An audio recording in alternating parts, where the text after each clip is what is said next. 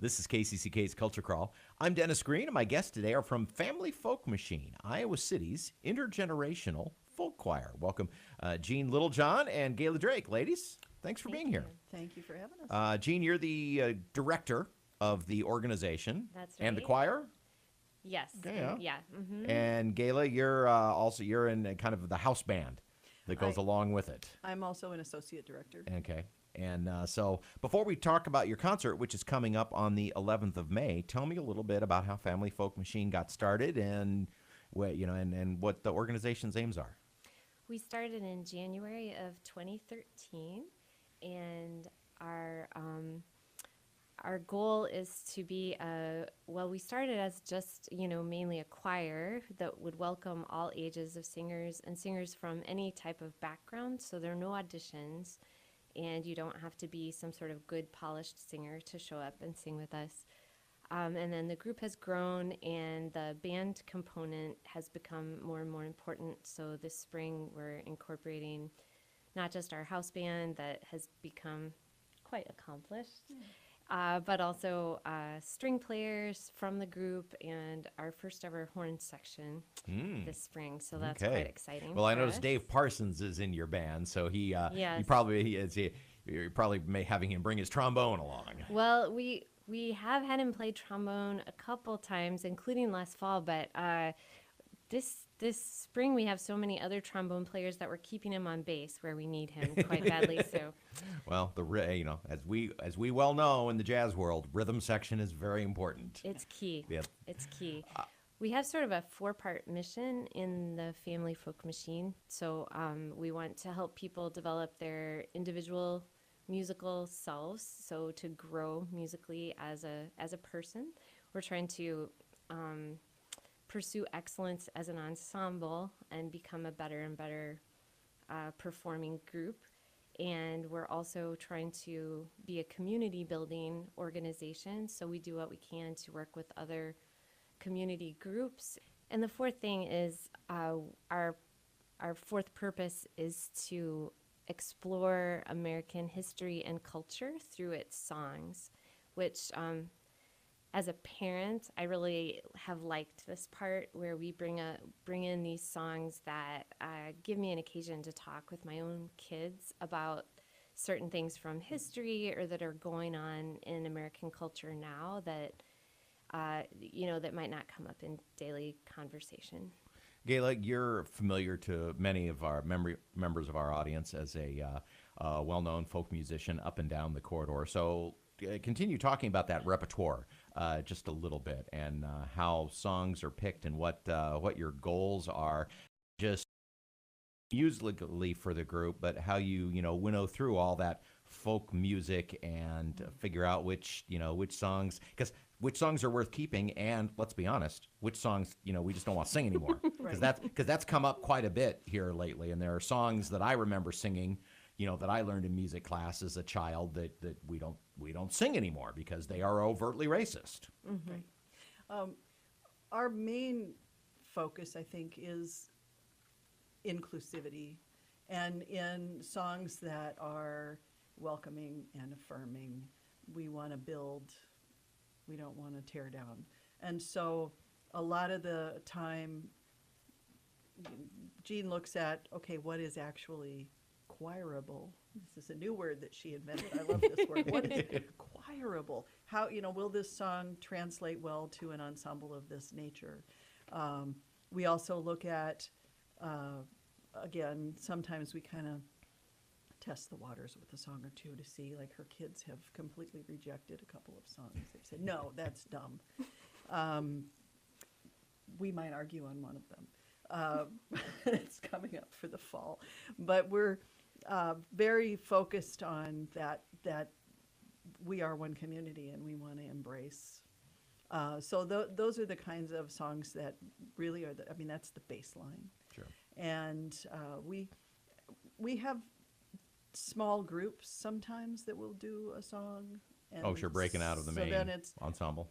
Right, that can be a different, so if a song isn't necessarily appropriate for the whole choir, we might, pull a small group together and have them do this one or that one. So it works well. We also have our songwriters group, and So you do some original music as well. we do. Nice.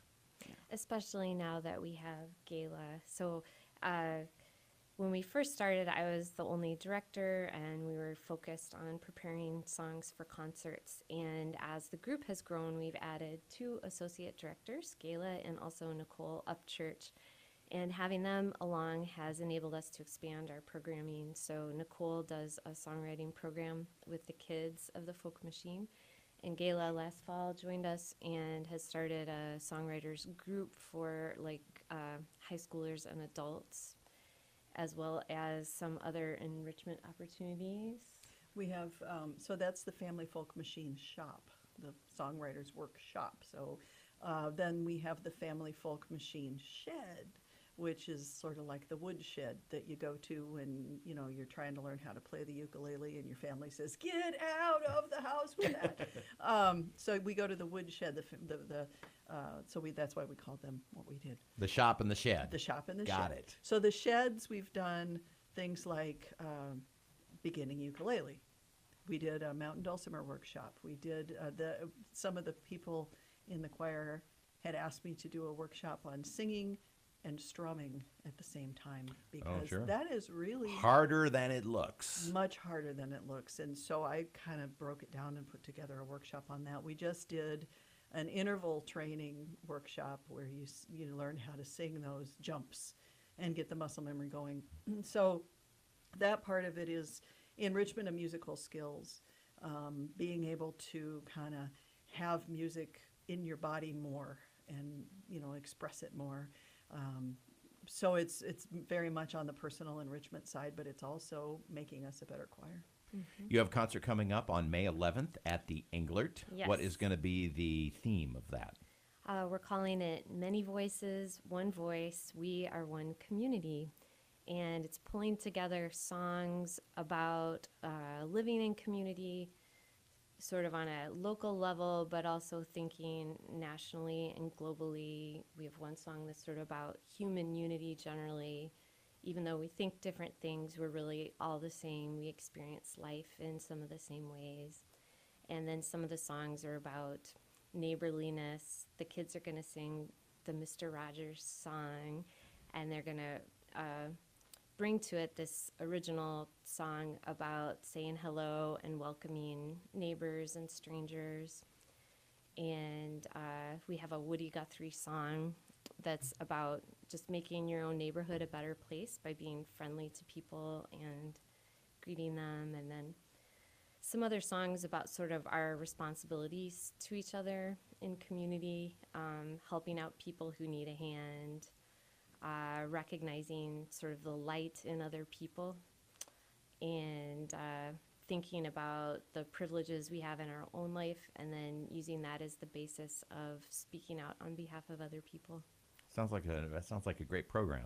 Good music and also a nice theme too. We're really excited. So, Gene, I have to ask. You hinted earlier, you and Gayla did, that sometimes you run songs past your kids who can kind of go thumbs up or thumbs down. I won't ask about which ones they've turned down, but I'm really curious: is there one in particular that you remember where you kind of said, "What about this one?" and they went, "Oh, that's a great song." Yeah, actually, there's a song that we did a year ago last fall for our concert that had a theme of home. And I really thought the song was not choirable. But my son, who's now 9, so he would have been like 8 at the time, I guess, he loved it. And he was actually rather uninspired by the rest of my excellent choices that semester.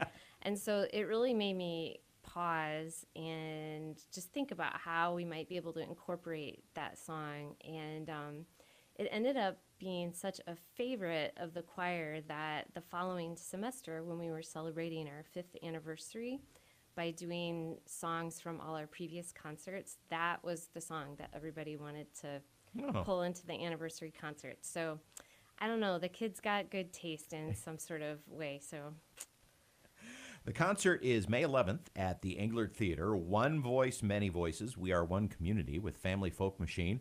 Do people need tickets? No, the concert is free, although we're going to be gratefully accepting donations at the door. But please show up and, the concerts are always super welcoming to kids, and you don't have to sit there primly in your seat and be super quiet or anything. We have lots of opportunities for singing along. And it's an afternoon concert. Yes, it starts at 2 p.m. And if people want to know more about the concert or about the shop in the shed or all the opportunities to get involved and learn more about singing and playing instruments and things like that, they can visit your website, which is familyfolkmachine.org. Well, I hope you have a great turnout for this concert, and do come back and for the fall and let us know about your fall events when they come up. Thank you. We'd love to. Thanks, Gayla and Jean from the Family Folk Machine. Again, familyfolkmachine.org in Iowa City. You can hear the Culture Crawl live on the radio most Thursdays and Fridays at 10:20 a.m. or watch or listen to the podcast using your favorite podcast catcher or at kcck.org/culture. I'm Dennis Green.